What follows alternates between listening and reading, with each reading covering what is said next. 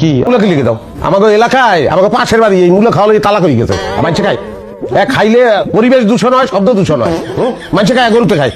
আচ্ছা মূলা খাওয়া লাগবো না তো কচু শাক না না না কোনো কচু শাক চলবে না কচু শাক খাবো কি লিখি আবার কি সমস্যা কি আমি কি তৃণমূলজি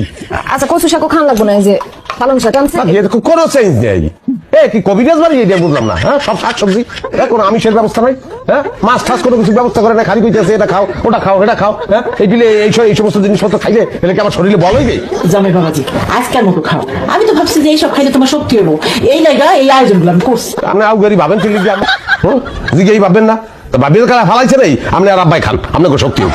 এতক্ষণ ফিরে খালি শুনতেছি কইতেছি না ভাব খানা নবাব আইছে বাংলার নবাব এতই যদি নবাবি নিজে বাজার করে আনলেই তো পারবো নবাবে কোনো গেছে সিরাজদুল্লাহ বাজার গেছে না টিপু সুলতান মাছ বাজারে গেছে কোন আমনে ইতিহাস না জানিয়ে কতলে এইরকমই হয় এটা তুলনা দিলে কাশেম কোথায় আর কোথায় নবাব সিরাজউদ্দৌলা হয় কাশেমই গেবেন নবাব সিরাজদুল্লাহ কইতে দরকার নিজের কথা নিজেই পেছে পারবে এই বড় এটা জামাই কি ব্যবস্থাটা কি আমি বললাম না হ্যাঁ ডাইরিয়া দেখেন কি হ্যাঁ পানির মধ্যে ভুলে ডাল দিয়ে হেলাইছে এই যে কোনো খাওয়া নাইলো শিশু মাছ আনছেন বাজারে তো এই খাইলে মাছের উপর অত্যাচার করা হয় কাকিমা যাতো এত কথা না পেঁচাইয়া একটা ডিম ভাইজা নিয়ে আয় তবুও মুখটা বন্ধ কর কথা থামা সেই তো আন্ডার কথা কইয়া ঠান্ডা মেজাজ সাথে গরম করিয়ে দিচ্ছে আন্ডা কেন আন্ডা তোমার একটা লিস্ট করিয়ে দিচ্ছি আমি